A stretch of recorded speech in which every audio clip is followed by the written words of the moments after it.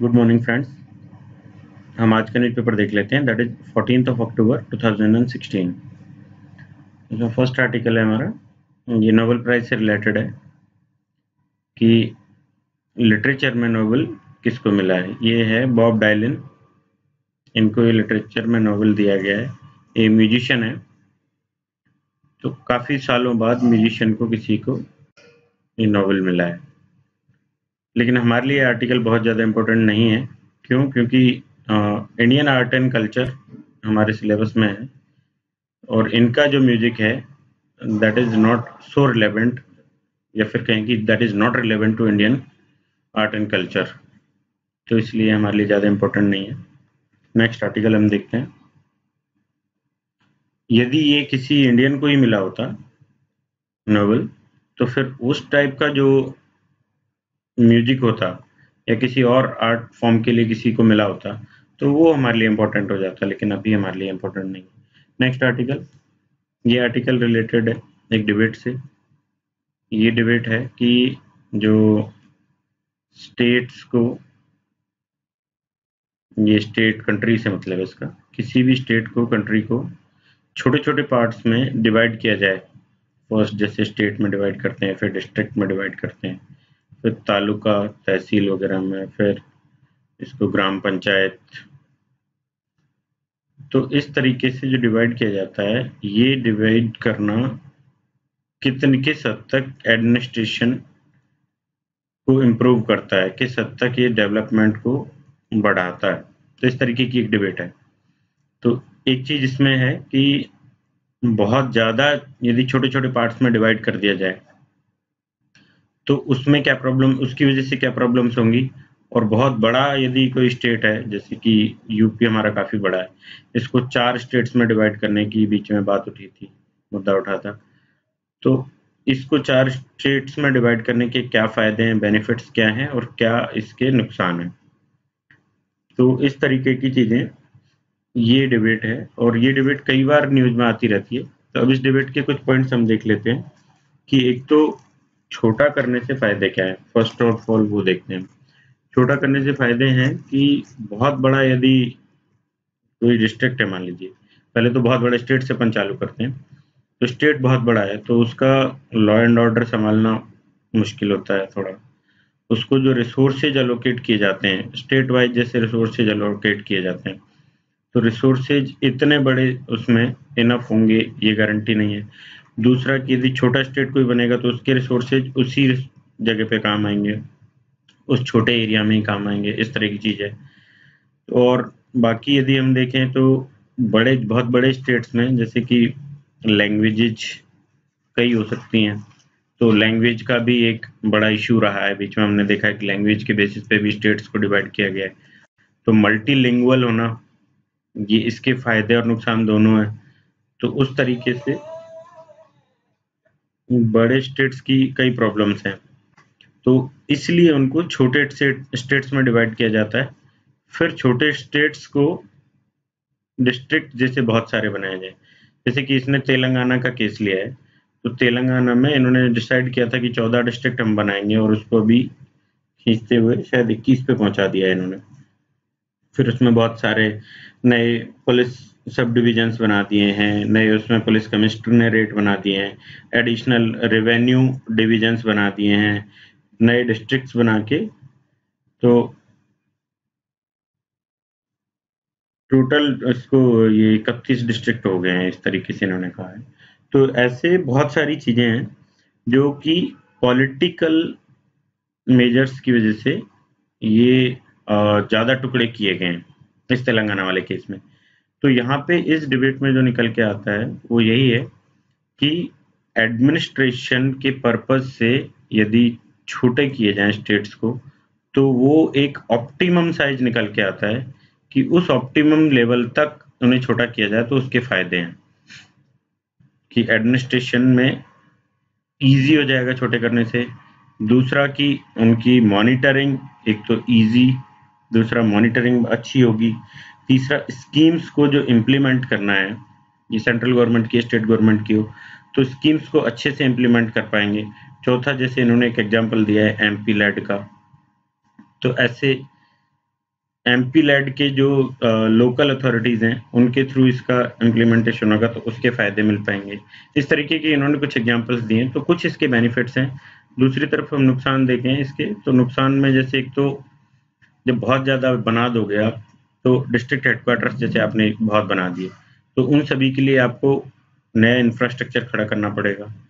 छोटे आपने तालुक या तहसील बहुत सारे बना दिए, तो वहाँ की मशीनरीज के लिए आपको नया इंफ्रास्ट्रक्चर खड़ा करना पड़ेगा। पंचायतें बनाई तो पीआरआई के लिए आपको खड़ा करना पड़ेगा। उतने ही रेशो में फिर आपको नंबर ऑफ पर्सनल्स भी चाहिए, क्योंकि किसी भी जगह की ऑफिसेज को आप खाली नहीं रख सकते। तो इस तरीके से ये एक बहुत कॉस्टली होगा। दूसरा, इसमें मैन पावर इतना हमें अवेलेबल नहीं हो पाएगा, मिल पाना बहुत मुश्किल है, ह्यूमन रिसोर्सेज कहते हैं उसके लिए। तीसरा कि एक केओस टाइप भी मच जाता है, जब बहुत सारे आप बना दोगे तो उनको संभाल पाना बहुत मुश्किल हो जाता है, क्योंकि जैसे एक हायरार्की होती है, लोअर लेवल पे ज़्यादा और ऊपर लेवल पे, हायर लेवल पे जैसे सीएम ही सबको संभालेगा, तो उसको number of districts and all ज़्यादा होंगे, तो नंबर ऑफ पर्सनल्स को ज़्यादा इंस्ट्रक्शंस देने, ज़्यादा हैंडल करना है, तो वो भी एक मुश्किल होता जाता है वो चीज़ें। तो इस तरीके की डिबेट है। तो इसमें फाइनली आप जो कंक्लूड करोगे, तो वो एक क्वेश्चन पूछा गया था, यूपीएससी ने एक क्वेश्चन पूछा था, उस क्वेश्चन को कंक्लूजन के फॉर्म में आप लेके कंक्लूड कर सकते हो। जैसे यूपीएससी ने जो क्वेश्चन पूछा था वो ये पूछा था कि सेंटर में जो हमारा मंत्रिमंडल होता है, कैबिनेट होता है, ये कैबिनेट कितना बड़ा होना चाहिए। तो क्वेश्चन ये था कि कैबिनेट को इतना बड़ा होना चाहिए कि संभाल पाए पीएम, दूसरा कि काम अफेक्ट ना हो, तीसरा कि बहुत ज़्यादा वो महंगा ना पड़े, कॉस्टली ज़्यादा ना हो। जैसे कि वाजपेयी गवर्नमेंट में ये किया गया था कि number of ministers will be fixed, मतलब कुछ percent, that is I think 15% है। तो ये 15% of total number of MPs, इस तरीके से नंबर ऑफ मिनिस्टर्स होंगे, इससे ज़्यादा नहीं हो सकते। तो ये चीज़ ऑप्टिमाइजेशन के लिए की गई थी। तो आप कंक्लूजन में, इस डिबेट के कंक्लूजन में इसी तरह की चीज़ लिख सकते हैं कि optimisation of resources, optimisation of personnels and फिर एडमिनिस्ट्रेटिव सहूलियत के हिसाब से हम इसको डिवाइड कर सकते हैं। लेकिन पॉलिटिकल गेन के लिए पॉलिटिकल मेजर्स के हिसाब से इसको डिवाइड करना बेटर नहीं है, जैसे कि तेलंगाना में किया गया है कि पॉलिटिकल प्रेशर आया था, इधर-उधर से डिमांड उठी थी कि ये डिस्ट्रिक्ट भी बनाया जाए, वो डिस्ट्रिक्ट भी बनाया जाए, और एलियनेशन एक लोग फील करते हैं यदि डिस्ट्रिक्ट हेडक्वार्टर जैसे है उस पे आप नहीं हो, तो वो एक एलियनेशन टाइप फील करते हैं, तो इसलिए लोगों ने प्रेशर बढ़ाया और यहाँ पे तेलंगाना गवर्नमेंट ने नंबर ऑफ डिस्ट्रिक्ट्स बढ़ा दिए। तो इस तरीके से डिसीजंस नहीं लेने चाहिए। इन डिसीजंस का बेसिस एडमिनिस्ट्रेटिव एफिशिएंसी होना चाहिए।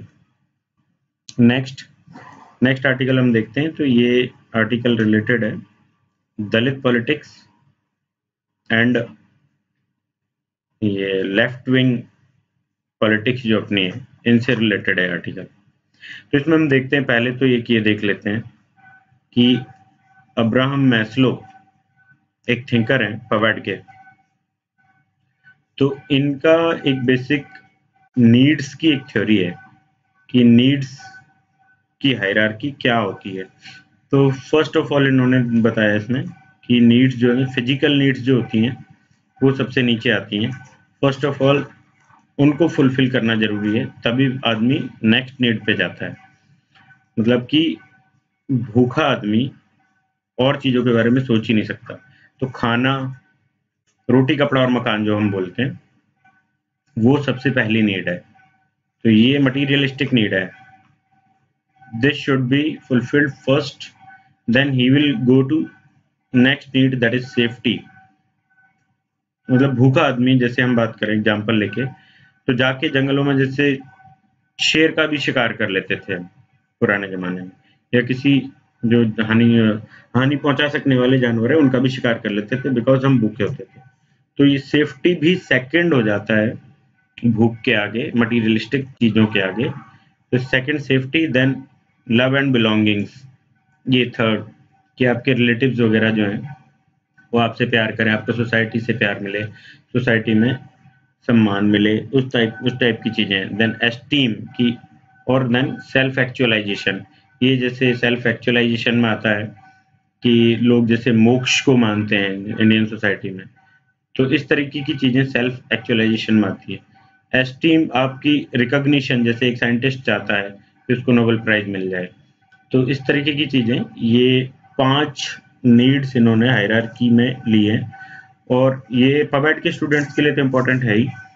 और पवेट के स्टूडेंट्स इंडियन कॉन्टेक्स्ट में, जो अब्राहम मैस्लो की यदि थ्योरी पूछी जाती है तो इस आर्टिकल को अच्छी तरीके से यूज में ले सकते हैं।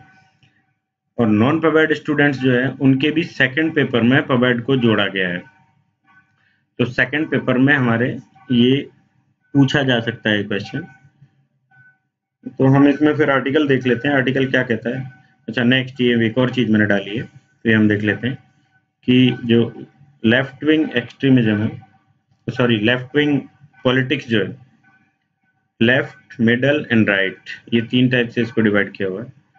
तो राइटिस्ट जो है वो तो फिर कैपिटलिस्ट होंगे, जो क्लासिकल लिबरलिज्म वगैरह, कॉन्स्टिट्यूशनल रिपब्लिकनिज्म, इस टाइप की ये बातें करेंगे। और ये कैपिटलिस्ट जो हैं वो फ्री ट्रेड, बिजनेस जो है वो फ्री रखा जाए, बिजनेस में कोई प्रॉब्लम्स ना हो, इस तरीके की बातें करेंगे। और लेबर लॉज जो हैं वो इजी बनाया जाए, ईज ऑफ डूइंग बिजनेस हो, ऐसी बातें कैपिटलिस्ट करेंगे। फिर लेफ्ट विंग जो है, लेफ्टिस्ट जो है, वो बात करेंगे सोसाइटी में सभी को इक्वल दर्जा मिले। जैसे क्लास, जो वर्ग का, क्लास का मार्क्स ने डिफाइन किया है कि क्लास पॉलिटिक्स जो है that is related to economy, resources किसके पास हैं, और who is the working class, who is the ruling class. तो रूलिंग क्लास और वर्किंग क्लास के बीच का जो डिवाइड है, उस पॉलिटिक्स को लेफ्टिस्ट साथ में लेके चलते हैं कि हमें खत्म करना है ये क्लास का जो डिवाइड है, एवरीबॉडी विल बी इक्वल। जैसे कि रशिया में जो रशियन रिवॉल्यूशन हुआ था, उसमें भी जो रिसोर्सेज हैं उस पे सारा गवर्नमेंट का अधिकार हो गया। फिर लोग सभी जाके काम करते और उनको सारी चीजें गवर्नमेंट प्रोवाइड करवाती थी। तो इक्वल कर दिया गया था सबको, कोई क्लास डिवाइड नहीं था। तो इस तरीके की लेफ्टिस्ट बात करते हैं। तो इसमें कम्युनिज्म आ जाएगा, जो मार्क्स का कम्युनिज्म है। फिर सोशलिज्म भी लेफ्टिस्ट अप्रोच ही है। फिर फासिज्म, अनार्की, इस टाइप की चीजें। और ये फिर इनके बीच में जो है बोथ, तो इनके बीच में हम देखें तो फिर लिबरल और प्रोग्रेसिव, जो कंजर्वेटिव लिबरल प्रोग्रेसिव जो लोग हैं, वो बीच की एक आइडियोलॉजी को लेके चलते हैं कि थोड़े सुधार इधर भी किए जाएं और थोड़ी चीजें ये भी साथ में लेके रखी देखी जाए। तो इस तरीके का इंडिया में यदि हम डिवाइड करें तो सीपीआई जो है उसको हम कह सकते हैं कि वो लेफ्ट विंग वो है, पार्टी है। और कांग्रेस को ये कहा जाता है कि ये मिडल उसमें है, प्रोग्रेसिव और कंजर्वेटिव दोनों को इसमें ले, प्रोग्रेसिव नेचर का हम बोलते हैं। तीसरा, हम जैसे एनडीए है, बीजेपी है, इसको हम बोलते हैं कि कैपिटलिज्म को प्रमोट करती है। जैसे ईज ऑफ डूइंग बिजनेस की हमने बात की, लेबर लॉज एटसेट्रा, ऐसी चीजें जो हमने बात की थी, ये इंडिया में डिवाइड किया हुआ है इस तरीके से। इसका ये कोई हार्ड एंड फास्ट डिवाइडेशन नहीं है, लेकिन फिर भी एक जो न्यूज़पेपर वगैरह में इसी तरीके से बातें की जाती हैं। तो अब इस आर्टिकल पे हम आते हैं। तो इस आर्टिकल में इन्होंने लिखा है, जी संपत है, ये खुद भी एक लेफ्टिस्ट टाइप की अप्रोच रखते हैं। तो इन्होंने लिखा है कि प्रेजेंटली इंडिया में लेफ्ट विंग और जो दलित पॉलिटिक्स है, दे आर सेपरेट। और यहाँ पे इन्होंने एंड में लिखा है कि उनके बीच कुछ मतभेद, पुराने मतभेद रहे हैं, उनकी वजह से they are separate, but if they come together then they both will be able to put their voice in a good manner with more power। इस टाइप की इन्होंने बात की है कि दोनों साथ आ जाएंगे तो ही, मतलब इनके जो एम है ऑलमोस्ट सेम है, बस थोड़े से डिफरेंसेज हैं। तो इस तरीके से उन डिफरेंसेज को बुला के इनको साथ आ जाना चाहिए। तो इस तरीके की बात इन्होंने की। तो इसमें उन्होंने कुछ एग्जाम्पल्स लिए कि जैसे दलित पॉलिटिक्स है, ये है कास्ट बेस्ड, लेकिन साथ में इनकी नीड्स जो है वो मटीरियलिस्टिक नीड्स भी हैं। तो इन्होंने फिर गुजरात के एग्जाम्पल लिए हैं कि इन मटीरियलिस्टिक नीड्स के चलते 36 दिन तक स्ट्राइक की थी अहमदाबाद म्युनिसिपल कॉरपोरेशन के वर्कर्स ने, सफाई कर्मचारियों ने। तो इन सफाई कर्मचारियों की जो स्ट्राइक थी, इसका एम क्या था? एक था कि इनको मतलब जो कॉन्ट्रैक्ट लेबर्स होते हैं उनको परमानेंट किया जाए, उनको सेफ्टी इक्विपमेंट्स दिए जाएं, उनको provision of provident fund scheme जो है वो उन पे लगाए जाएं, लाए जाएं। नेक्स्ट की हेल्थ बेनिफिट्स उनको प्रोवाइड करवाए जाएं। नेक्स्ट मिनिमम वेजेज उनको प्रोवाइड करवाए जाएं। नेक्स्ट कि एक्सीडेंटल इंजरी जो हो जाती है उनमें, ये तो डेथ हो जाती है कई बार, तो डेथ हो जाने पे उनको मतलब कि जॉब उनके बच्चों को दी जाए, या फिर जैसे कोई इंजरी हो जाती है तो उसके लिए कंपनसेशन मिले। तो इस टाइप की बातें इन्होंने की हैं इसमें। तो सर ये कॉन्ट्रैक्ट लेबर का परमानेंट करने का नहीं है, रेगुलेशन की बात है कि regulation of contract labours. Permanent का भी ये कई बार मुद्दा उठता है, लेकिन इसमें नहीं था इनके में। तो regulation of contract labours, PF fund, health schemes, plus जो इंजरी हो जाती है वो, मैकेनिकल इक्विपमेंट्स, इस टाइप की सारी बातें, मिनिमम वेजेज, ये इन्होंने बात की है। तो ये सारी बातें जो है वो मटीरियलिस्टिक चीज़ों में आती हैं, फिजिकल नीड्स में आती हैं, जो कि अब्राहम मैस्लो के लोएस्ट लेवल पे है नीड्स की हायरार्की में।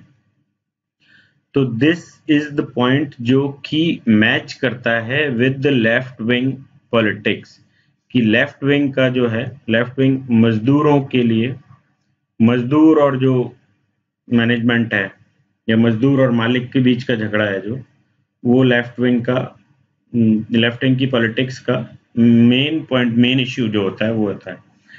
तो मजदूर और मालिक की लड़ाई में भी ये जो सारे पॉइंट्स हमने डिस्कस किए हैं कि पीएफ, इनको कॉन्ट्रैक्ट लेबर्स का रेगुलेशन, नेक्स्ट कि इनको हेल्थ वाली जो हजार्ड्स हैं, हेल्थ हजार्ड्स को रोकने का, हेल्थ इनको फैसिलिटीज प्रोवाइड करवाने का, मिनिमम वेजेज, नेक्स्ट की इंजरी पे कंपनसेशन या फिर जॉब, इस टाइप की बातें ही मजदूर के हित में यहाँ पे लेफ्ट पार्टीज करती हैं।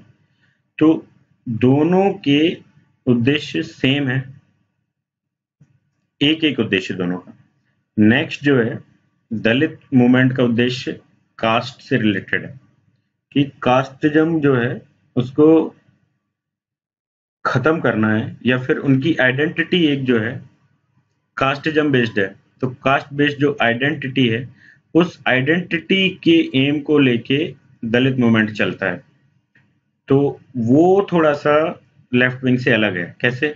कि लेफ्ट विंग पॉलिटिक्स जो है वो है क्लास बेस्ड, तो उसमें हर कास्ट के लोग हैं। तो यदि हर कास्ट के लोगों के होते हुए यदि कास्ट के पॉइंट को वहां पे उठाया जाए लेफ्ट विंग पार्टीज में, लेफ्ट पार्टीज ये मुद्दा अपने साथ जोड़ लें और उसे उठाएं, तो फिर यहाँ पे जो अदर कास्ट, हायर कास्ट जो है, they will be separated, they will separate themselves from left parties. तो इनका बेस कमजोर हो जाएगा। उधर यदि जो दलित्स हैं, दलित्स में कास्ट बेस्ड जो उनकी वो है, आइडेंटिटी बेस्ड उनकी पॉलिटिक्स है, उसको छोड़ दिया जाए और सिर्फ जो मजदूरों वाली डिमांड्स हैं, जैसे मटीरियलिस्टिक नीड्स हैं, सेकंड डिमांड्स इनकी, उसको लेके यदि चला जाए तो उनका फिर उनमें इटसेल्फ डिवाइड हो जाता है, क्योंकि उनमें भी एक एलीट क्लास बन चुकी है और एक वर्किंग क्लास बन चुकी है। तो elite class is leading them, और elite class will not lead them if they will go to left parties. तो इस तरीके से दलित्स का जो मूवमेंट है वो डिवाइड हो जाएगा उसमें। तो इसीलिए अभी तक ये लोग साथ में नहीं आए। एक दो बार इनके साथ में आए हैं पहले 70s के डिकेड वगैरह में, तो उस टाइम पे इनका 70s और 50s दो बार का इन्होंने दिया है कि एक तो गवर्नमेंट से लैंड डिस्ट्रीब्यूशन की बात थी 70s में, 50s में गवर्नमेंट से लैंड डिस्ट्रीब्यूशन की बात थी, तो उसमें ये लोग साथ में आए, सीपीआई और अंबेडकर।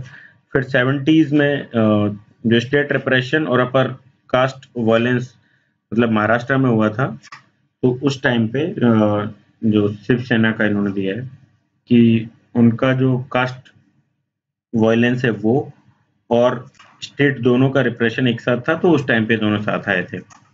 लेकिन बाकी टाइम पे ये दोनों साथ नहीं है, तो वो उसका रीजन है इनमें जो आपस में डिवाइड है और इनकी जो आइडियोलॉजी में थोड़े-थोड़े से डिफरेंसेज हैं, उसकी वजह से ये साथ में नहीं है।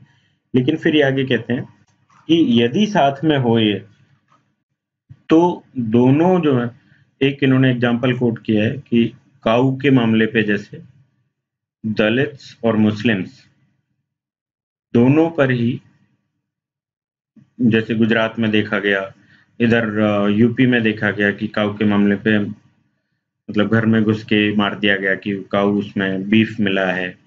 और गुजरात में जो 4 दलित युवक थे, 4 या 5 कितने थे, उनको काऊ के उस पे कि पीटा गया था उनको। वो चमड़ा निकालने की केस था आई थिंक, तो उस पे पीटा गया था। तो वो जो केस है, इसको भी इन्होंने कोट किया है संपत ने कि ऐसे जो केसेज़ हैं, वो दोनों के साथ ही हो रहे हैं, माइनॉरिटीज़ ये हैं और जो दलित हैं उनके साथ। तो इनका जो एक कोलिशन है, वो बने तो ये अपनी बात ज़्यादा ढंग से रख सकते हैं।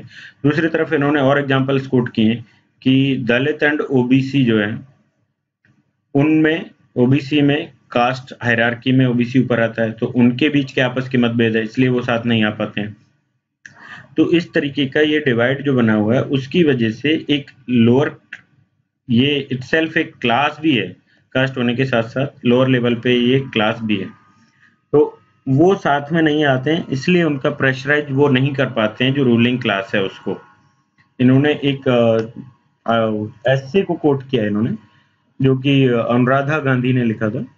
ये कास्ट क्वेश्चन करके एक ऐसे था, तो उसमें उन्होंने लिखा था कि जो रूलिंग क्लासेज हैं, उन्होंने कॉन्शियसली स्पॉन्सर की है ये चीज, जानबूझ के स्पॉन्सर की है कि दलित्स में एलीट क्लास एक बना दिया जाए और बाकी जो क्लास है, elite class is ruling class there, and इन दोनों में जो एक डिफरेंस दलित में ही itself elite and working class में डिफरेंस जो आ जाएगा, तो these elites will be used by ruling class regularly कि ये लेफ्ट विंग और जो दलित मूवमेंट है ये एक साथ ना आ पाए। इस तरीके का इन्होंने आर्टिकल लिखा है और फिर कंक्लूड किया है कि दोनों को साथ में आना चाहिए, पुराने मतभेदों को बुला के, तभी जाके दोनों मिलके प्रेशराइज कर पाएंगे रूलिंग क्लास को और दोनों मिलके अपनी जरूरतों को पूरा कर पाएंगे और सप्रेशन को खत्म कर पाएंगे।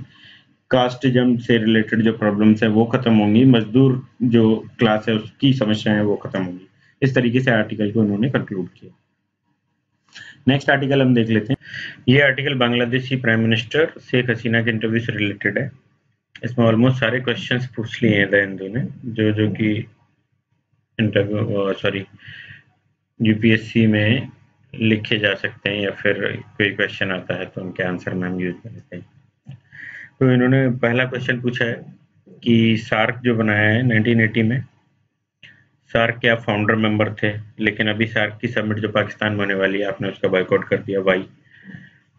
तो ये कहती हैं कि हमारे और इंडिया के रीजन्स अलग अलग हैं। इंडिया ने उरी अटैक की वजह से मना किया है, उसका बॉयकॉट किया, और हमने बॉयकॉट किया क्योंकि पाकिस्तान ने इंटरनेशनल क्राइम्स ट्रिब्यूनल में हमारे अगेंस्ट बात की है कि हमने जो वॉर क्राइम्स वाले 1971 में वॉर क्राइम्स जिन लोगों ने किए थे वो एक्चुअली वॉर क्रिमिनल्स नहीं थे, हमने ह्यूमन राइट्स का वायलेशन किया, इस तरीके की बात पाकिस्तान ने की है, तो इसलिए हमने कट ऑफ किया है क्योंकि वो हमारे इंटरनल अफेयर्स में इंटरफेयर कर रहे हैं। नेक्स्ट क्वेश्चन उन्होंने पूछा है कि एक साथ बांग्लादेश, भूटान, अफगानिस्तान, इन्होंने उरी अटैक के बाद एक साथ क्यों बैकआउट किया उससे, आई मीन जैसे कि सार्क समिट में जाने से एक साथ इन्होंने क्यों मना किया? तो ये कहते हैं कि ये सिचुएशन थी एक्चुअली ऐसी कि पाकिस्तान में ये था और पाकिस्तान में इस टाइम पे सिचुएशन बहुत खराब है। पाकिस्तान के लोग खुद टेररिज्म से परेशान हैं, तो ये टेररिस्ट प्रॉब्लम जो पाकिस्तान में बढ़ी है, उस प्रॉब्लम की वजह से सारे लोगों ने एक साथ बॉयकॉट किया है, ना कि इंडिया के साथ खड़े होकर। इस तरीके की ये डिप्लोमेटिक बातें इन्होंने की है। नेक्स्ट फिर ये जो क्रॉस एलओसी स्ट्राइक के बारे में इनसे पूछा गया, सर्जिकल स्ट्राइक के बारे में, कि जो सर्जिकल स्ट्राइक हुई है इज इट राइट, होनी चाहिए आपके हिसाब से, क्या क्या कहते हो? तो उन्होंने कहा कि सर्जिकल स्ट्राइक क्रॉस बॉर्डर जो है वो ना हो। We should maintain LOC, we should maintain the dignity of LOC, इस तरह की बात इन्होंने की है। वही एलओसी की बॉर्डर की डिग्निटी को मेंटेन करके रखना ही पीस ला सकता है। नेक्स्ट इनसे क्वेश्चन किया है कि इंडिया ने पहले लास्ट ईयर म्यांमार में जो स्ट्राइक हुआ था क्रॉस बॉर्डर जाके टेररिस्ट पे, उसको उसके बारे में बात हुई थी। फिर अभी उरी अटैक के बाद जो सर्जिकल स्ट्राइक हुआ है वो, तो आगे यदि बांग्लादेश में हम करते हैं कल को, तो what will you do, you will allow that और नॉट, उसका आप क्या करोगे? तो ये कहती है नहीं, ये हम जो क्रॉस बॉर्डर की मैं बात कर रही हूँ, तो बॉर्डर के रेस्पेक्ट की हम बात कर रहे हैं, हम ये सब नहीं करते, हम इसको सपोर्ट भी नहीं करते। और बाकी ये क्वेश्चन आप जाके मेरे से ना पूछ के अपने पीएम से पूछिए, अपने पॉलिटिकल पार्टीज से पूछिए, अपने लीडर्स से जाके पूछ ली। इस तरीके से इन्होंने इसमें भी डिप्लोमेटिक आंसर दिया। इनसे नेक्स्ट क्वेश्चन पूछा है कि जब से 2009 के में आपकी गवर्नमेंट आई है, तब से आपके इंडिया के साथ जो टाइज हैं वो इस तरीके से रही है कि इंडिया को मोर देन 20 जो सस्पेक्ट्स थे उनको आपने हैंड ओवर किया है, टेररिस्ट कैंप्स को आपने शट डाउन किया है, बंद कर दिया है। तो इंडिया के साथ ये टाइज रही हैं आपकी, तो इनका क्या मतलब है? इस तरीके से क्वेश्चन ये कहती है कि Bangladesh is no more an exporter of terrorism, मतलब ये हमारा देश जो हमारी कंट्री टेररिज्म एक्सपोर्ट नहीं करता है टेररिज्म। नेक्स्ट ये कहते हैं कि सिल्क रूट आर्म्स जो स्मगलिंग होती थी, सिल्क रूट आर्म्स स्मगलिंग पे भी हमने कंट्रोल किया। तो ये दोनों चीजें हैं जो बांग्लादेश पहले एलिगेशन बांग्लादेश पे लगाए जाते थे। ये कहती हैं कि हाँ बांग्लादेश में पहले ऐसा था, लेकिन अभी ऐसा नहीं है, हमने ये सब खत्म कर दिया है, तो इसलिए हमारी टाइज इसके साथ ज्यादा थी। नेक्स्ट हम देखते हैं कि नेक्स्ट क्वेश्चन जो इनसे पूछा गया है वो रिलेटेड है कि अभी इनकी एक बेकरी पे अटैक हुआ था, तो उस बेकरी में आईएस का इन्वॉल्वमेंट था या नहीं, इससे रिलेटेड क्वेश्चन पूछे। तो ये कहते हैं कि नहीं, आईएस का उसमें इन्वॉल्वमेंट नहीं था, लेकिन फिर भी कोई हो सकता है कि आईएस से इन्फ्लुएंस्ड हो। नेक्स्ट इनसे उससे उसके बारे में पूछा गया कि ह्यूमन राइट्स का वायलेशन के एलिगेशंस आप पे लगे हैं 1971 के वॉर क्राइम्स के केसेस में, आपने लोगों को फांसी पे चढ़ा दिया था, तो ह्यूमन राइट्स की वायलेशन। तो ये कहते हैं कि जो जिन पे विक्टिम्स जो थे इनके वॉर क्राइम्स के, उनके ह्यूमन राइट्स की बात करो, उनके क्या ह्यूमन राइट्स जिन्होंने कि ये क्राइम किए हैं, और यदि उन्होंने नहीं किए हैं तो उनको, जब क्रिमिनल्स वो नहीं है तो उनको फेस करने चाहिए ट्रायल्स वगैरह, और इस तरीके से देश छोड़ के भागना नहीं चाहिए। इस तरह की बात इन्होंने आगे वाले क्वेश्चन में की है। फिर नेक्स्ट इनसे पूछा गया है कि इन्होंने एक दो डाटा भी दिए हैं कि 1971 में बहुत सारे लोगों को इन्होंने मार दिया था, सिविलियंस को। मोर देन 2 लाख वुमन जो है उनका रेप किया गया, गांव के गांव को जला दिया गया, तो उनके क्या ह्यूमन राइट्स की बात करें, इस तरीके से इन्होंने इस क्वेश्चन का जवाब दिया। नेक्स्ट इनसे पूछा गया है कि बांग्लादेश नेशनलिस्ट पार्टी जो है उसने उनको, मतलब जेल में आपने डाल दिया, बहुत सारों को हैंग कर दिया आपने, कि ये पीपल्स डिमांड थी, लोगों की डिमांड थी, इसलिए उनको, आपका इस तरीके का कहना है, और लोगों लेकिन आपने उनको हैंग कर दिया लोगों को और उनको जेल में डाल दिया, तो इसका क्या, इसके पीछे क्या लॉजिक है, क्या रीजन है? तो ये बोलती है बीएनपी जो है बांग्लादेश नेशनलिस्ट पार्टी, उसने 1971 के वॉर क्राइम्स जो करने वाले लोग हैं उनको देशभक्त बनाया हुआ था, उनके क्राइम्स को पेट्रोनाइज किया हुआ था, लेकिन ऐसा नहीं है, वो देशभक्त नहीं है, वो देशभक्ति नहीं थी जो उन्होंने किया था, वो लोगों पे अत्याचार किए थे उन्होंने, तो इसलिए उनको सजा मिलनी चाहिए, वो उनको ट्रायल्स उन पे होना जरूरी है। और यदि जो अभी मैंने आपको बताया कि यदि वो क्रिमिनल नहीं है तो दे शुड फेस ट्रायल्स। मैंने भी तो अपने टाइम पे फेस किए थे, जब मेरी गवर्नमेंट नहीं थी तो उन लोगों ने मेरे पे बहुत सारे फॉल्स केसेस लगाए थे, और मैंने उनके अगेंस्ट उनको फेस किया, उन केसेज को, ट्रायल्स को फेस किया, तो वो भी फेस करें, वो यहाँ से भागे ना। नेक्स्ट इनसे पूछा गया है कि इलेक्शन बॉयकॉट किया था बीएनपी ने, बीएनपी के इलेक्शन बॉयकॉट को आप किस तरीके से देखती हैं, जबकि आप खुद डेमोक्रेसी को लाने वाले हो? 1996 में बांग्लादेश में डेमोक्रेसी आप लाए थे, और अब आप डेमोक्रेसी को इस तरीके से हर्ट कर रहे हो कि आप इलेक्शन में अकेली पार्टी खड़े होके अकेले ही आप पार्लियामेंट में गवर्नमेंट बना के बैठ जाते हो। तो ये कहती हैं कि बीएनपी ने इलेक्शंस का बॉयकॉट किया है, हमने डेमोक्रेसी को ओवररूल नहीं किया है। और मैंने काफ़ी कोशिश भी की थी कि वो पार्टिसिपेट करें, मैं उनके घर भी गई थी, उनके बच्चे की डेथ के बाद कंडोलेंसेस के लिए मुझे उन्होंने डोर क्लोज कर दिया, ब्ला ब्ला, इस तरह की बात इन्होंने की है। तो अब नेक्स्ट इनसे पूछा गया कि जो फ्रीडम ऑफ स्पीच है, इस पे आपने एक पत्रकार को इन्होंने अभी गिरफ्तार कर लिया था, तो उस पर क्वेश्चन पूछा है। उन्होंने कहा कि बांग्लादेश में फ्रीडम ऑफ स्पीच लाने वाले हम खुद ही हैं। जब मैं गवर्नमेंट में आई थी तब एक चैनल था और अभी 23 चैनल हैं, हजारों न्यूज़पेपर्स हमारे यहाँ से निकलते हैं। ये सब हमारी गवर्नमेंट ने किया है, ना कि पुरानी गवर्नमेंट ने। तो आप ये नहीं कह सकते कि फ्रीडम ऑफ स्पीच को हम दबा रहे हैं। जो ये केस हुआ है, ये इसलिए हुआ है, वो जो उनके अगेंस्ट जो केस चलाया गया है, उनको अरेस्ट किया गया है, तो वो देशद्रोह के आरोप में उनको गिरफ्तार किया गया है। तो ये हिंदू और बाकी न्यूज़पेपर्स का कहना है कि उनको देशद्रोह के सेडिशन के चार्जेस में गिरफ्तार किया है, जबकि ये कहती है कि हमने उसको देशद्रोह में गिरफ्तार नहीं किया, बाकी चीजों के लिए उनको गिरफ्तार किया गया है। दैट मीन्स कि we are not against freedom of speech, but we are against all other crimes. इस तरह की बात इन्होंने की है। नेक्स्ट एक क्वेश्चन पूछा है कि ब्रिक्स और बिम्स्टेक समिट जो होने वाला है, आप वो अटेंड करोगे दोनों ही, तो लेकिन चीज ऐसी है कि आपका चाइना के साथ जो ट्रेड है, मतलब इंडिया के साथ आपके रिलेशंस हैं, बिम्स्टेक और ब्रिक्स, ब्रिक्स में चाइना है, इंडिया नहीं है, बिम्स्टेक में आप हो, लेकिन आपका ट्रेड चाइना के साथ ज़्यादा है। सॉरी, ये जो अभी मैंने बोला कि ब्रिक्स में चाइना है, इंडिया नहीं, ब्रिक्स में चाइना है लेकिन बांग्लादेश नहीं है, और बिम्स्टेक में बांग्लादेश है। तो इन दोनों की जो टाइज होती हैं, उसमें इंडिया और चाइना, इन दोनों से आपके एक रिलेशंस हैं। तो चाइना के साथ जो आपका ट्रेड है, वो इंडिया से ज़्यादा है, और चाइना के साथ आपके रिलेशंस काफ़ी अच्छे हैं। तो उस पे जवाब देती हैं कि इंडिया के साथ भी हमारा रिलेशन कोई ख़राब नहीं है। इंडिया के साथ हमारे रिलेशंस काफ़ी बेटर हुए हैं पहले से, और इंडिया का एसईजेड भी हम बना रहे हैं अपनी कंट्री में। अब हमारा ये राइट है कि हम दूसरे देशों के साथ भी अपने रिलेशंस बना के रखें, और ये डिपेंड करता है प्राइवेट सेक्टर पे कि वो ट्रेड कहाँ से करते हैं, वो चीज़ें कहाँ से खरीदते हैं। तो वो इंडिया से चीज़ें खरीदें या चाइना से चीज़ें खरीदें, इसमें हम उनको रेस्ट्रिक्ट नहीं कर सकते।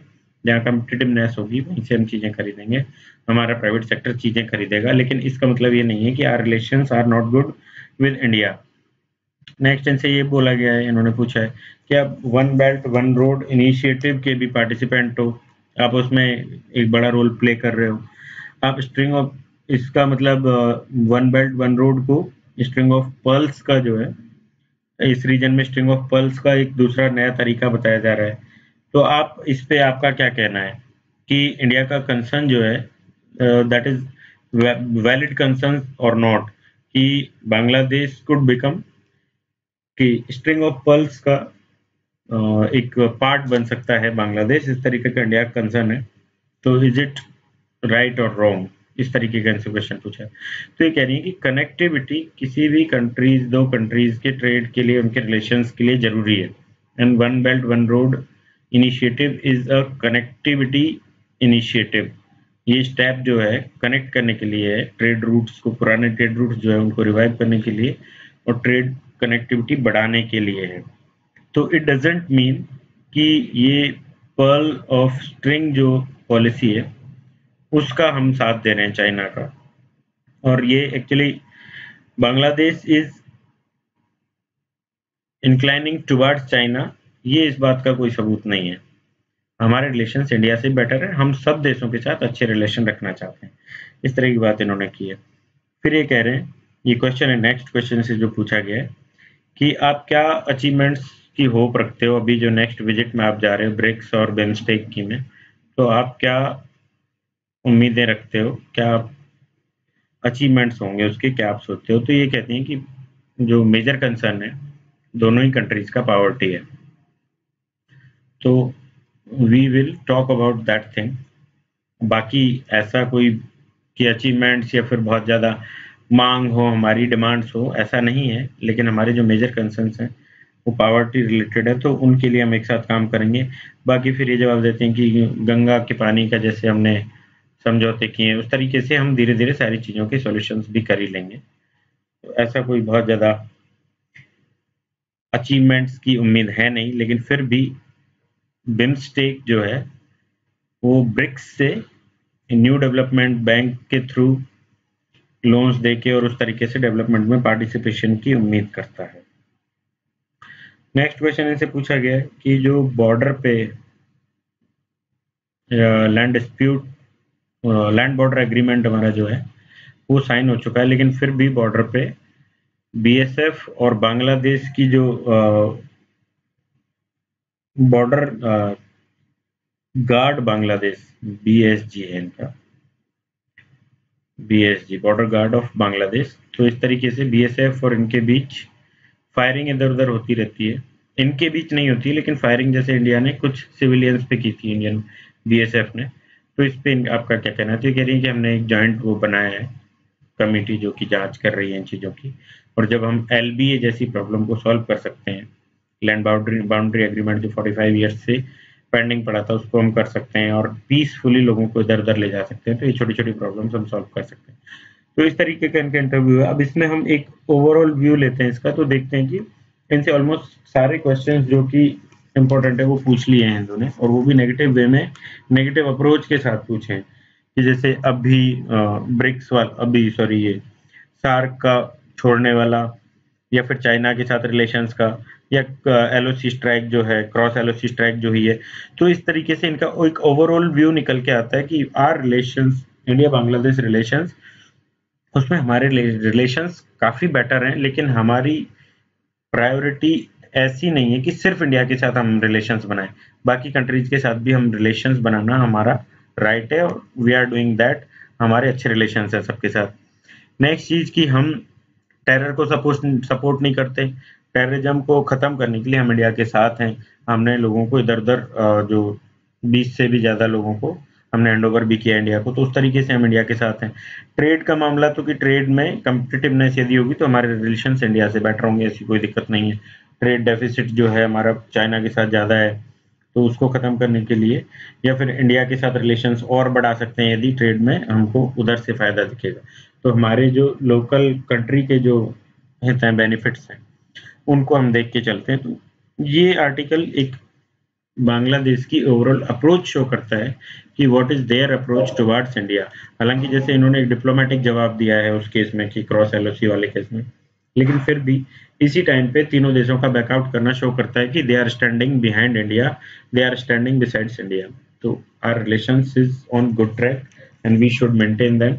और बहुत ज़्यादा हमें चाइना के साथ जो इनके रिलेशंस है उसमें बहुत ज़्यादा इंटरफेयर ना करते हुए अपने रिलेशंस को बेटर करके चलना चाहिए। हालांकि कंसर्न जरूरी है चाइना के साथ इनके बढ़ते हुए रिलेशंस को लेके, लेकिन हम खुद भी तो चाइना के साथ रिलेशंस बना रहे हैं, हम खुद भी अपने रिलेशन सुधारने की कोशिश कर रहे हैं, इसलिए बहुत ज़्यादा क्रिटिसाइज करना ठीक नहीं है। इस तरीके का आर्टिकल है। नेक्स्ट आर्टिकल अपन देखते हैं। तो ये आर्टिकल वो क्रिकेट से रिलेटेड है, बीसीसीआई का जो सब कांड हुए हैं पहले उनसे रिलेटेड। तो ये आर्टिकल हम लोडा पैनल में देख चुके हैं, सब कुछ इसके बारे में पढ़ चुके हैं, तो अभी दोबारा हम इसको नहीं देखेंगे। नेक्स्ट आर्टिकल हम देखते हैं कि कैबिनेट ने आईआईएम एक जम्मू में बनाने के लिए क्लियर किया है। तो इस आर्टिकल को मैंने इसलिए डाला है क्योंकि पाकिस्तान ऑर्गेनाइज्ड टेररिज्म है, वो इंडियन यूथ जो एलियनेशन फील कर रहा है वो, और इंडियन जो जैसे मुजाहिदीन है, हिजबुल मुजाहिदीन, या फिर और कुछ इंडियन यूथ जिनको कि पाकिस्तान स्पॉन्सर कर देता है और वो टेररिस्ट बन जाते हैं। तो इस तरीके की ये ओवरऑल प्रॉब्लम्स यहाँ पे हो रही हैं।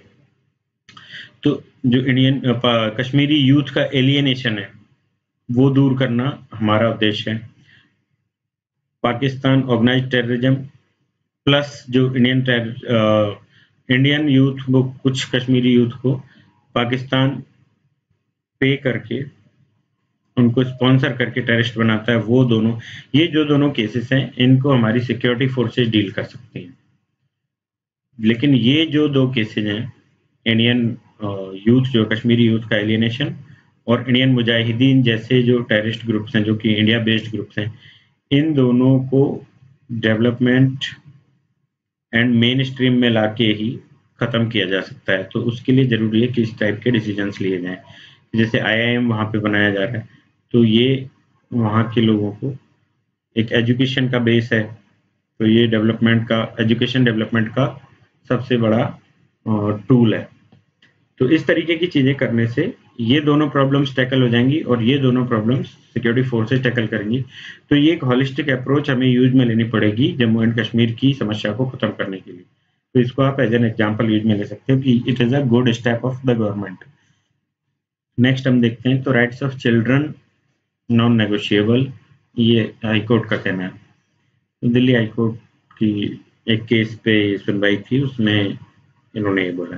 तो आप इसको, मेरा इस आर्टिकल को डालने का उद्देश्य ये है कि जुवेनाइल जस्टिस एक्ट जो जिसमें अमेंडमेंट्स किए गए थे, वो एक बार देख लेंगे कि क्या क्या अमेंडमेंट्स किए गए थे। जैसे 18 ईयर्स तक जुवेनाइल होता था, लेकिन जो ये केस हुआ है, रेप केस हुआ था, दिल्ली रेप केस, तो उस रेप केस के बाद जो नई रिकमेंडेशंस आई थी, फिर एक कमेटी बैठी थी, मैं उसका नाम भूल गया हूँ अभी, जुवेनाइल जस्टिस सुप्रीम कोर्ट के रिटायर्ड जज की कमेटी थी। तो उस कमेटी की रिकमेंडेशन से एक बार देख लेंगे, अमेंडमेंट इन दिस एक्ट एक बार देख लेंगे।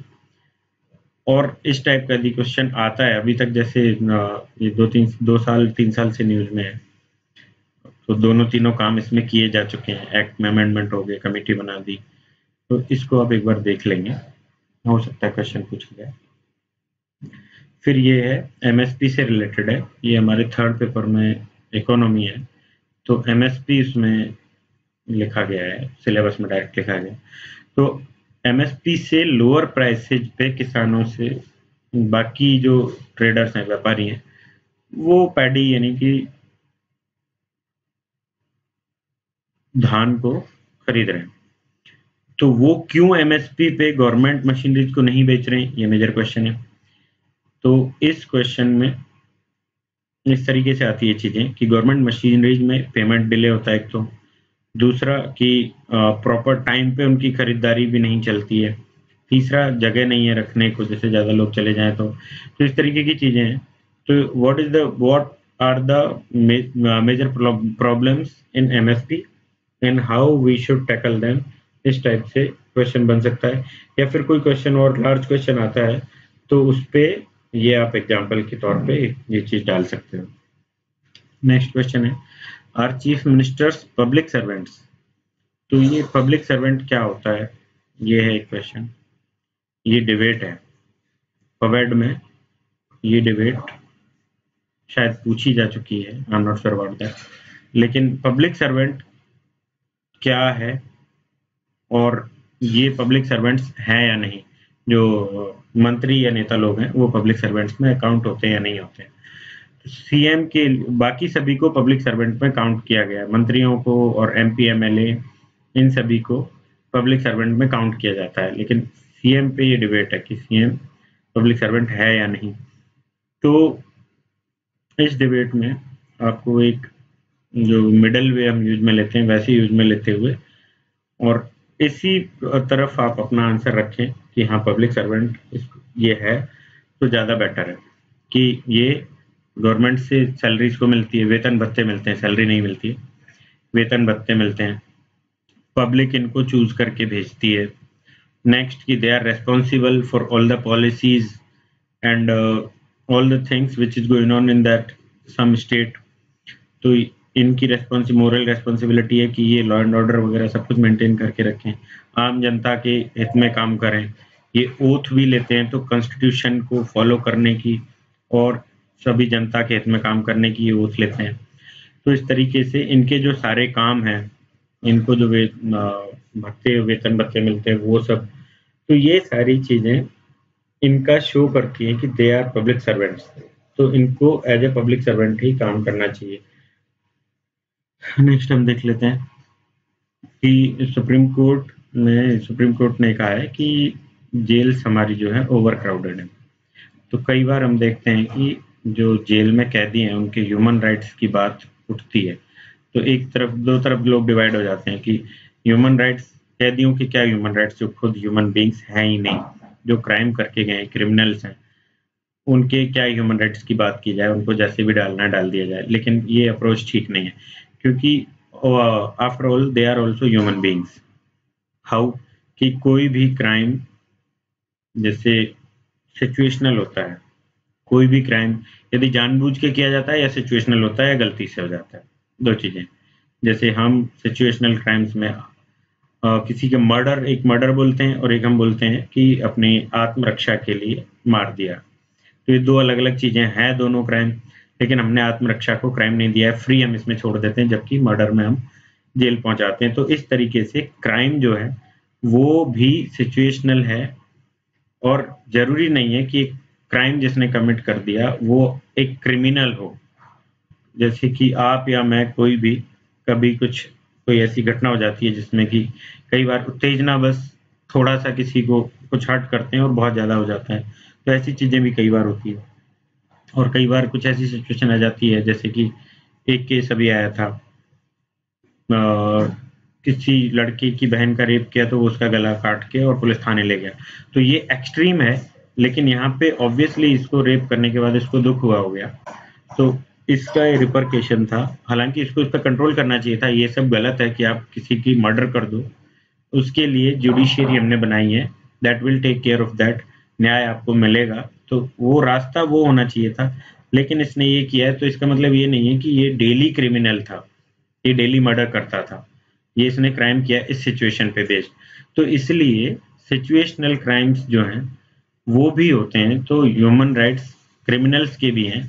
नेक्स्ट थिंग कि ह्यूमन राइट्स उनके इसलिए भी हैं कि कोई भी क्रिमिनल हो, यदि उसने लगातार भी जैसे क्राइम किया उसने 10-20 बार, स्टिल उसको उसके ह्यूमन राइट्स हैं, जो कि उसके ह्यूमन होने के लिए नेचुरल राइट्स कुछ मिले हैं। नेचुरल राइट्स जो हम बात करते हैं, तो उसका बीइंग अ ह्यूमन उनको राइट मिलते हैं। Those are natural rights, those are human rights of those criminals. तो इस तरीके के कुछ राइट्स हैं कि जो कि उनको मिलने चाहिए। तो इसमें एक ये आता है, ये सुप्रीम कोर्ट ने जो भी बात की कि ओवर क्राउडेड है, ओवर क्राउडेड नहीं होने चाहिए, उनको बेसिक फैसिलिटीज मिलनी चाहिए। तो इस तरीके से कोई क्वेश्चन फॉर्म हो सकता है कि क्या जेल रिफॉर्म्स भी कई बार आते हैं, कि जेल रिफॉर्म्स में उसमें एक ये चीज आती है उठ के कि ओवर क्राउडेड है तो उसको सुधारा जाए। दूसरा कि उनको हेल्थ फैसिलिटीज वगैरह नहीं मिलती हैं, वो मिले, उनको बेसिक फैसिलिटीज मिलनी चाहिए, जैसे कि ठीक से खाना वाना मिले, उनको न्यूज़पेपर वगैरह मिले, उस टाइप की चीजें। बाकी हम देखते हैं तो जो वेस्टर्न कंट्रीज की जेल हैं, वो तो हमारे यहाँ की जो लोअर बीपीएल फैमिलीज हैं उनसे तो बेटर ही तरीके से रहते हैं, इस तरीके से होता है। टीवी दी जाती है, 1 BHK आपको फ्लैट दिया जाता है, बस डिटेन आपको कर दिया जाता है, आपकी फ्रीडम आपसे छीन ली जाती है। तो वहां पे क्रिमिनल राइट्स इतने ज्यादा हैं, हमारे यहाँ पे तो कुछ भी नहीं है। तो हमें भी क्रिमिनल्स के ह्यूमन राइट्स को थोड़ा तो प्रोटेक्ट करना चाहिए, ध्यान रखना चाहिए अपना। इस तरीके से ये आर्टिकल है। नेक्स्ट हम देखते हैं, तो सिटीजनशिप एक्ट है। इस सिटीजनशिप एक्ट में अमेंडमेंट को के अगेंस्ट एनजीओ जो हैं, इन्होंने एक वो चलाया है, विरोध अभियान है इनका, ये मान लीजिए। तो सिटीजनशिप एक्ट 1985, इसमें क्या चेंजेस किए जा रहे हैं ये हम देख लेते हैं अभी, जिसकी वजह से इन्होंने विरोध। इस एक्ट में अमेंडमेंट किया जा रहा है कि जो बांग्लादेश, पाकिस्तान आदि जो देश हैं, इनसे माइनॉरिटीज कुछ इंडिया में आती हैं, तो इनको एक तो 11 इयर्स का जैसे टाइम है सिटीजनशिप के लिए, वो भी रिकॉग्नाइज सिटीजन जो यहाँ पे रह रहे हैं, इलीगल जो रह रहे हैं उनके लिए नहीं है, रिकॉग्नाइज जो रह रहे हैं वहाँ से आके माइनॉरिटीज, उनके लिए 11 इयर्स का टाइम पीरियड है, फिर उनको सिटीजनशिप मिलती है। तो कुछ एनजीओज ने डिमांड की कि इसको हिंदूज जो वहाँ से आए हैं उनके लिए घटा के कम किया जाए, और इस तरीके की इसमें बात भी की गई है एक्ट में, जो अमेंड करना है उसमें भी। दूसरा, इसमें जो असम में हिंदूज आए, तो 1971 का वहाँ पे जो टाइम पीरियड है कि उससे पहले वाले जो लोग हैं वो नेशनल रजिस्टर में एंट्री उनकी है, लेकिन बाद वालों की नहीं है। तो बाद वाले जो हिंदूज आए, कुछ एनजीओज ने डिमांड की कि उनकी इमीडिएट एंट्री की जाए। बाकी जो कुछ ने विरोध, जो एनजीओज कुछ विरोध कर रही हैं और अपोजिशन विरोध कर रही है, वो इस बेसिस पे कर रही हैं कि माइनॉरिटीज में वहाँ की जो भी परेशान किया गया, उनको अत्याचार हुए हैं, वो आ रहे हैं। तो उसमें Hindu, Sikhs, Christians, Jains etcetera आते हैं। लेकिन उनका क्या, जो कि मुस्लिम्स हैं लेकिन हैं परेशान, वहाँ पे अत्याचार किए हुए लोग हैं, जो कि उन अत्याचारों की वजह से इंडिया में चले आते हैं, और क्योंकि वो माइनॉरिटी नहीं है तो उनको फिर सिटीजनशिप नहीं दी जाएगी। तो इस पे क्वेश्चन मार्क इन्होंने लगाया है। तो इस पे क्वेश्चन मार्क लगाते हुए कहते हैं कि ये रिलीजियस ग्राउंड पे हमारी गवर्नमेंट ये करना चाहती है, ये नहीं होना चाहिए। ये सबके लिए सेम बनाना चाहिए रूल। एक्ट में यदि अमेंड करना है तो सेम ही तरीके से किया जाए, सबको समान उस पर रखा जाए। नेक्स्ट आर्टिकल हम देखते हैं। तो ये आर्टिकल है, ये अच्छा आर्टिकल है, ये हम कहें कि अच्छी न्यूज है। ये प्रोग्रेसिव स्टेप है कि एक क्वेश्चन आया था यूपीएससी में पहले, 2 साल या 3 साल पहले क्वेश्चन आया कि हमारे पार्लियामेंट में जो एमपीज होते हैं वो डिबेट में पार्टिसिपेट नहीं करते हैं। मतलब बहुत सारे एमपीज जो हैं वो तो पूरा 5 ईयर का टेन्योर वहाँ चुपचाप बैठ के निकाल देते हैं। तो that is not a good sign for the country. कुछ 2, 4, 5% लोग ही पार्टिसिपेट करते हैं, बाकी लोग जीरो पार्टिसिपेशन वाले होते हैं। तो वो एक रिग्रेसिव स्टेप है। उसको ये होना चाहिए कि एमपी डिबेट करें मुद्दों पे, एमपीज उन पे डिस्कशन करें, एमपीज अपने विचार रखें। तो इस तरीके की चीजें होनी चाहिए, लेकिन वो नहीं होता है। तो ऐसा क्वेश्चन यूपीएससी ऑलरेडी पूछ चुकी है। तो अभी ये राज्यसभा में ये हुआ है कि राज्यसभा में इट इज थर्ड टाइम, 2 बार पहले भी हो चुका है कि जो छोटी पार्टीज हैं, स्मॉल पार्टीज के 2, 4 एमपीज हैं किसी के, एक सिक्किम की एक पार्टी है, उनका तो सिर्फ एक ही एमपी है राज्यसभा में। तो इस तरीके के ये लोग मिलके एक यूनाइटेड एक वो बना रहे हैं ग्रुप, कि उस ग्रुप में मिलके हम लोग पार्टिसिपेट करेंगे उस ग्रुप के थ्रू। तो यूनाइटेड ग्रुप जब हो जाएगा तो राज्यसभा या लोकसभा में टाइम दिया जाता है। वो टाइम दिया जाता है आपकी पार्टी की स्ट्रेंथ पे, सीट्स की स्ट्रेंथ पे, कि आपको बोलने के लिए कितना टाइम दिया जाएगा। तो अभी ये जब ग्रुप बन जाएगा तो लगभग 22 एमपीज का एक ग्रुप बनेगा। तो 22 एमपीज की एक स्ट्रेंथ 250 में से काफ़ी होती है। तो इनको एटलीस्ट उसी हिसाब से टाइम, लगभग 110 टाइम तो इनको दिया जाएगा, तो ये लोग बोल पाएंगे मुद्दों पे। तो it is a good step कि एमपीज आगे आ रहे हैं बोलने के लिए। जो कि क्वेश्चन पूछा गया था यूपीएससी में उसके बिल्कुल अपोजिट है। तो it is a right step, it is a progressive step. तो इसको आप या तो इस पे कहीं क्वेश्चन आ सकता है या फिर आप यूज में ले सकते हो कि our parliament is going in a good direction. जैसे कि वो चीज़ भी आती है कि पार्लियामेंट में डिबेट हो ही नहीं पाती है, पार्लियामेंट में सिर्फ हो हल्ला होता है और सेशंस कैंसिल कर दिए जाते हैं। तो उसके अगेंस्ट ये है कि लोग पार्टिसिपेट करना चाहते हैं डिबेट में, लोग टाइम मांग रहे हैं डिबेट में पार्टिसिपेट करने के लिए, इसलिए वो ग्रुपिंग कर रहे हैं। तो it is a good step. Next article हम देखते हैं। तो ये भी एक न्यूज़ मात्र है कि पुतिन ने, जो अभी कल परसों हमने एक आर्टिकल देखा था कि इंडिया, पाकिस्तान और रशिया, इनका एक ट्रायंगल यदि हम देखें तो पाकिस्तान और रशिया, इनकी टाइज बढ़ी हैं अभी। मिलिट्री, जॉइंट मिलिट्री अभ्यास इन्होंने किया था। तो India is concerned about that, India चिंतित है। तो उस चिंता के लिए ही पुतिन ने ये स्टेटमेंट दिया है कि India is our privileged strategic partner. भले ही हम पाकिस्तान से पार्टनरशिप कर रहे हैं, उनसे रिलेशंस बना रहे हैं, बट इंडिया आगे है, India is privilege then Pakistan. तो इस तरीके की इन्होंने बात की है। लेकिन ये एक वही डिप्लोमेसी है कि आप डायरेक्ट कमेंट नहीं कर सकते, डायरेक्ट बोल नहीं सकते। लेकिन इनके जो बेनिफिट्स हैं वो है कि इनके आर्म्स की डील पाकिस्तान से हो, ये अपने आर्म्स बेच पाए उसको। कोई भी कंट्री जो है अपने हित पहले देखता है, फिर रिलेशंस बनाता है। और इंडिया के हित इसमें अफेक्ट होते हैं कि ये आर्म्स की डील होती है, पाकिस्तान को आर्म्स देता है। तो ये क्वेश्चन ट्रायंगल पे क्वेश्चन पूछा जा सकता है, और इसको हम ऑलरेडी काफ़ी डिस्कस कर चुके हैं। फिर नेक्स्ट हम देखते हैं कि Maldives quits from commonwealth grouping. तो ये ऑलरेडी एक डिबेट है कि कॉमनवेल्थ में why we are staying in commonwealth. Commonwealth हमें छोड़ देना चाहिए। कॉमनवेल्थ हमारी गुलामी की निशानी है। कॉमनवेल्थ हमारी एक लेगेसी है, ब्रिटिश लेगेसी है, उसको हम ढो रहे हैं।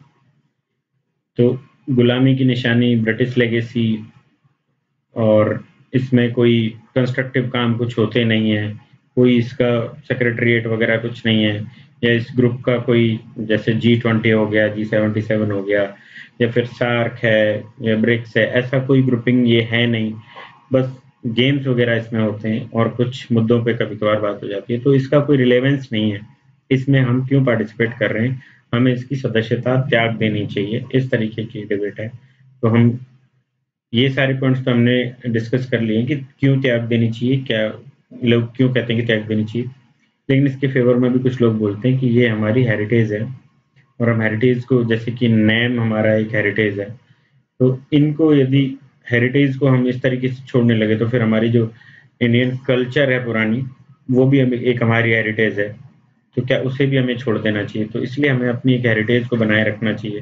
दूसरा कि हमें कह सकते हैं कि भले इसका बहुत ज़्यादा फ़ायदा नहीं है, डायरेक्ट कोई ऐसी ग्रुपिंग ये नहीं है, लेकिन इसका हमें कोई बहुत ज़्यादा नुकसान भी नहीं है। एटलीस्ट कॉमनवेल्थ जो गेम्स होते हैं, उनमें हमारी प्रतिभा निकल के आती है, उन्हें एक प्लेटफॉर्म मिलता है, तो इस तरीके से इसके कुछ तो फ़ायदे हमें है ही। तो ब्रिटिश लेगेसी होते हुए भी हमें इसको साथ में लेके चलना चाहिए, हमारी हेरिटेज को बनाए रखना चाहिए। इस टाइप से दूसरे साइड के लोग बोलते हैं। तो आप इस पे कुछ भी स्टैंड ले सकते हैं, जो चाहे स्टैंड ले सकते हैं, लेकिन मैं जो स्टैंड लूँगा, मेरा पर्सनल स्टैंड ये है कि हमें इसकी सदस्यता को बनाए रखना चाहिए। भले ही मालदीव ने छोड़ दी है, लेकिन हमें बनाए रखना चाहिए, क्योंकि ब्रिटिश लेगेसी यदि हम बोलते हैं, तो ब्रिटिश लेगेसी तो हम हमारी ऑलमोस्ट सारी चीज़ें हैं। यूपीएससी भी ब्रिटिश लेगेसी है, जिसके लिए हम दिन रात मर रहे हैं। तो बहुत सारी चीज़ें हमारी ब्रिटिश लेगेसी है। तो सिर्फ इसलिए कि वो ब्रिटिश लेगेसी है, उन्हें छोड़ दिया जाए, ये ठीक नहीं है। हमारे बहुत सारे काम इसके थ्रू होते ही हैं, हमारा एक रिलेशन बना हुआ है, तो हमें इसको कंटिन्यू करना चाहिए, क्योंकि इससे हमें कोई बड़े नुकसान नहीं है। नेक्स्ट है कि India focused on offshore rupee bonds, और दूसरा जेटली साहब ने बोला है कि हमें ग्लोबल इकोनॉमी को, मतलब जो प्रोटेक्शनिज्म है, प्रोटेक्शनिज्म का जो इम्पैक्ट होता है, वो एडवर्स इम्पैक्ट होता है ग्लोबल इकोनॉमी पे।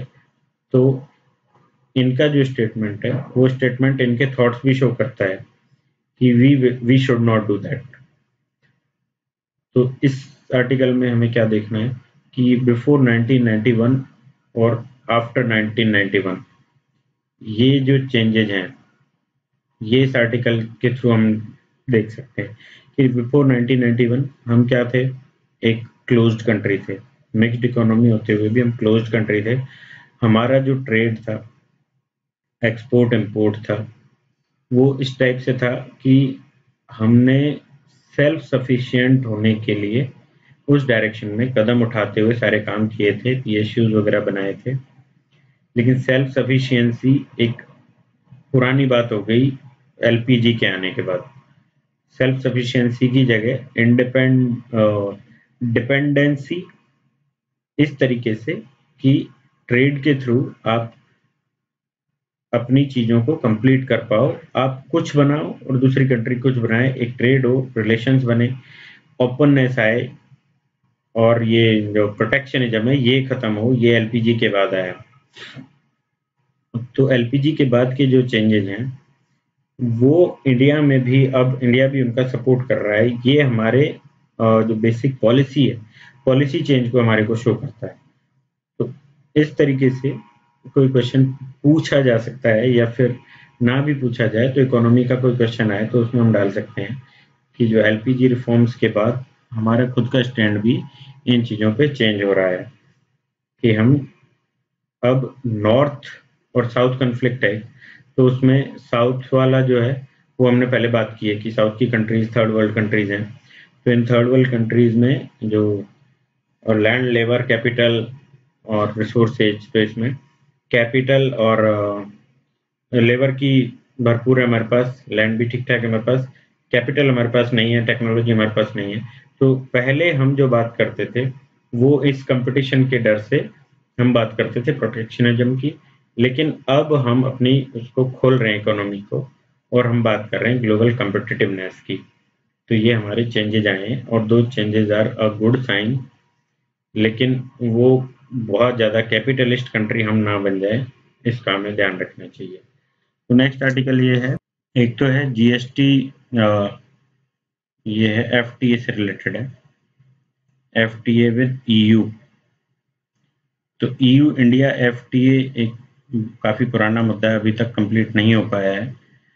तो उसमें क्या-क्या रीजंस हैं उसके पीछे, वो हमने पहले देखे थे, और आगे क्या उसका रास्ता है, उसके लिए भी अभी जैसे कुछ 2-3 दिन पहले भी एक आर्टिकल था कि जर्मनी के जो एनवॉय थे उन्होंने कहा था कि एफटीए होने के चांसेज हैं, इंडिया ईयर एंड तक इंडिया और ईयू के बीच में एफटीए पे काफ़ी प्रोग्रेस देखने को मिलेगी। तो इसमें कुछ डिस्कशन है कि टेक्सटाइल सेक्टर जो हमारा है वो अभी ईयू में और यूएसए में चाइना, बांग्लादेश और कुछ और कंट्रीज, इथोपिया, केन्या, ऐसी कंट्रीज जो टेक्सटाइल सेक्टर में एक्सपोर्ट करती हैं, इनसे पिछड़ रहा है। क्यों? क्योंकि एक तो इंडिया में टैक्सेज ज़्यादा हैं, टैक्सेज ऑन टैक्सेज भी है, तो इस तरीके की चीज़ है, इसलिए पिछड़ रहा है। दूसरा कि हमारा एफटीए नहीं है तो ये टैक्स ऑन टैक्सेज जो है वो तो जीएसटी से हमारा खत्म हो जाएगा। जीएसटी आने से हमारा थोड़े सस्ते हो जाएंगे प्रोडक्ट। दूसरा, यदि हमारा एफटीए हो जाता है तो और कंट्रीज के साथ सेम, जो अभी तक हमारे प्रोडक्ट्स पे 9.5% टैक्सेज लगते हैं, एंट्री टैक्सेज, कस्टम्स ड्यूटी आप मान लीजिए ईयू में, तो वो खत्म हो जाएगी। तो हमारे products will compete with all those countries, so that will be beneficial for our textile sector। और फिर ये कहते हैं कि टेक्सटाइल सेक्टर में 1 करोड़ रुपए के इन्वेस्टमेंट पे लगभग 100 जॉब क्रिएट होती हैं, और बाकी सेक्टर्स में इसी 1 करोड़ के इन्वेस्टमेंट पे 10 से 12 जॉब क्रिएट होती हैं। इंडिया की जो ग्रोथ है उसके लिए जरूरी है कि हमारे पास ज़्यादा से ज़्यादा जॉब्स हों, जॉब्स क्रिएट कर पाए हम। एक जो बेरोजगारी, एम्प्लॉयमेंट की रेट दिन पे दिन घटती जा रही है, जब बहुत ज़्यादा अनएम्प्लॉयड लोग होते जा रहे हैं, तो जॉब्स क्रिएट करना हमें ज़रूरी है, उनको स्किल्ड बनाना हमारे लिए ज़रूरी है, तब जाके हम डेमोग्राफिक डिविडेंड का फ़ायदा उठा पाएंगे। तो इसलिए इस चीज़ में भी हेल्पफुल है ये अपना टेक्सटाइल सेक्टर में जॉब्स क्रिएट करना। उसके लिए ज़रूरी है एफटीए। तो अब देखिए कहाँ से कहाँ चीज़ें कनेक्ट हो जाती हैं। डेमोग्राफिक डिविडेंड से कनेक्टेड हो गया ईयू के साथ एफटीए, टेक्सटाइल सेक्टर की ग्रोथ, क्योंकि वहाँ स्किल की भी ज़रूरत हो जाएगी, वहाँ पे जॉब ज़्यादा क्रिएट होते हैं। तो इस तरीके से एक कनेक्शन है, इसको थोड़ा यदि हो जाता है तो देख लेंगे। ईयू के साथ कुछ होता है एफटीए के मामले में, नहीं भी होता है और क्वेश्चन आता है तो आप ये सारे पॉइंट्स तो डाल ही सकते हैं। नेक्स्ट ये है कि emergency oil reserve. Emergency oil reserve कोई नई कहानी नहीं है, ये काफ़ी पुरानी बात है। वाजपेयी गवर्नमेंट के टाइम पे भी इसकी बात की गई थी कि हम ऑयल रिजर्व्स बनाएंगे। इनफैक्ट ये बात स्टार्ट कहाँ से हुई है, 1990s का जो डिकेज था, इसमें अरब कंट्रीज में जो आपस में युद्ध हुए थे, उस टाइम पे ऑयल क्राइसिस आए थे, तो ऑयल प्रोडक्शन, वेल्स को जला दिया गया था, प्रोडक्शन घट गया था, ऑयल बहुत महंगा हो गया था। तो उन क्राइसिस के टाइम पे फर्स्ट टाइम ये चीज़ आई थी कि हमें इमरजेंसी ऑयल रिजर्व्स बनाने चाहिए। तो हमें वो इमरजेंसी ऑयल रिजर्व्स, अभी तक तो उस पर कुछ काम खास हो नहीं पाया है, लेकिन इंडिया अभी हम उसको बनाने की डायरेक्शन में आगे चल रहे हैं। तो फर्स्ट पार्सल जो है ईरान से हमें मिल गया, इस तरीके की बात इसमें है, ये न्यूज है। तो इंडिया को कितना एक इमरजेंसी रिजर्व बनाना चाहिए, एक पॉइंट ये है। तो इसमें कितने वीक का होना चाहिए, फिर दूसरा की नीड कितनी है हमारी, उसकी कैलकुलेशन। तीसरा, कहाँ पे कैसे बनाया जाए, शोर के पास में, मतलब समुद्र तट के पास में, और कहाँ कहाँ पे। तो ये सारी चीज़ें इसमें है। तो इसको, इससे रिलेटेड यदि कोई क्वेश्चन आता है तो हम वो सब लिख सकते हैं। और इसमें कितना 2 मिलियन बैरल का एक हुआ है ईरान से, तो ये एक न्यूज है। नेक्स्ट आर्टिकल हम देखते हैं। ओके, आज इतने ही आर्टिकल्स थे। जो मुझे काम के लगे। बाकी फिर और कल के न्यूज़पेपर में हम देखते हैं। और 2 चीज़ों के लिए मैंने बोला था कि मैं उन पे एक बिल है और एक पॉलिसी है, उन पे मैं वीडियो बना दूँगा। तो एक रिक्वेस्ट है छोटी-सी कि मुझे प्लीज़ कमेंट सेक्शन में कमेंट करके आप बताइए कि क्या मैं उनके जो वीडियोज़ बनाऊँ, तो विद पीपीटी बनाऊँ या विदाउट पीपीटी मैं उनको आपको ब्लैंक पेपर खोल के उन पे उनके इम्पोर्टेंट पॉइंट्स लिख के मैं उनको समझा दूँ तो चल जाएगा। क्योंकि पीपीटी बनाने में मुझे काफ़ी ज़्यादा टाइम लगता है, उनकी कलेक्शन करने में और वो सब काफ़ी टाइम लगता है और उतना टाइम मैं निकाल नहीं पा रहा हूँ। तो इसलिए एक रिक्वेस्ट है कि प्लीज़ कमेंट सेक्शन में बताओ कि इस तरीके से चल जाएगा कि बिना पीपीटी बनाए मैं आपको वो सारे टॉपिक्स समझा दूँ। तो that will be good for both of us कि एक तो मैं ज़्यादा टॉपिक्स कवर कर पाऊँगा, दूसरा कि with in this time constraint मैं आपको ज़्यादा से ज़्यादा टॉपिक्स दे पाऊँगा मेंस से पहले। तो आज के लिए थैंक यू फॉर लिसनिंग।